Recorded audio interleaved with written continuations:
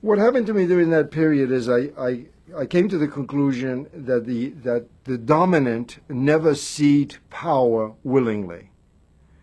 I came to the unfortunate discovery that the only way to wrest the power you want is to wrest it, that you cannot persuade. You cannot.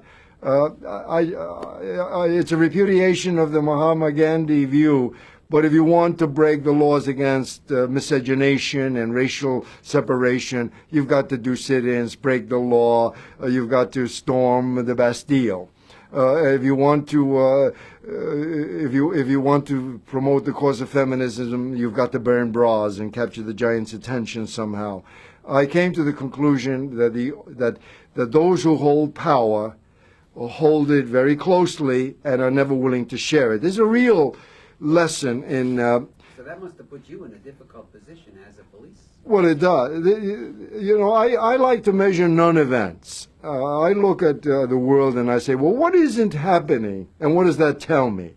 I like to count things that didn't happen and see what is. White American males are not demonstrating in the streets, throwing themselves in front of trains, or demonstrating for any call, marching on Washington, or organizing sit-ins, or attacking the Bastille. Why not? Well, because they have a lot of power and continue to control it. So the powerless have to wrest that power somehow. So one of the non-events of the 60s and 70s and 80s was that white males who were still firmly in control throughout were not demonstrating, were saying nothing. I mean, you don't hear anything. You talk about the hippies and the kids and the blacks and the Hispanics and the pacifists, and but you don't talk. What about the huge demonstration where 3 million white males marched on Washington and closed down the government in order to secure equal rights on the abortion question? Never happened. Why not?